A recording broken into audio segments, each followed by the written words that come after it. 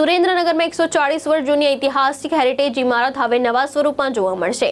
રાજકોટ રેન્જના આઈજી નિર્લિપ્ત રાયે સ્થળ મુલાકાત લઈને હેરિટેજ લુક જાળવી આ ઇમારતના પુનઃવિકાસની કામગીરીનો પ્રારંભ કરાવ્યો છે।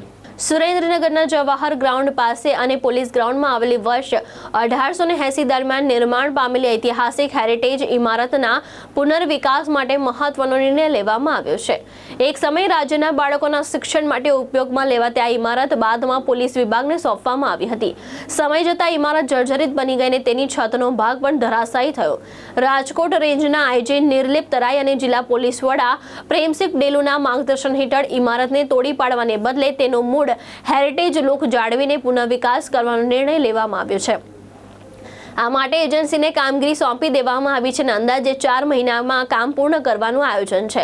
પુનર્વિકાસ બાદ અહીં પોલીસ અધિકારીઓ માટે આધુનિક કચેરીઓ કાર્યરત રહેશે। સ્થળ મુલાકાત દરમિયાન આઈજી નિર્લિપ્ત રાયે police parade ground, shooting range, table tennis સુવિધા અને જવાહર ગ્રાઉન્ડની પણ મુલાકાત લઈ વિકાસ માટે જરૂરી માર્ગદર્શન આપ્યું હતું। પોલીસ પરિવારના બાળકો માટે રમતગમત અને ગાર્ડન જેવી સુવિધા વિકસાવવા પર પણ ભાર મૂકવામાં આવ્યો હતો। સુરેન્દ્રનગર પોલીસ હેડક્વાર્ટર ખાતે એક 1880 ઈસવીસનની એક જૂની બિલ્ડિંગ આવેલી છે। તે જે સમયે સ્ટેટના જે તાલુકદારના વિદ્યાર્થીઓ હતા, તાલુકદારના જે બાળકો હતા તે અહીંયા ભણતા હતા અને આ જે ખંડેર હાલતમાં હતું, આ ઘણા સમયથી એસપી સર દ્વારા એવી સૂચના કરવામાં આવેલી હતી કે આને રિનોવેટ કરાવવું છે।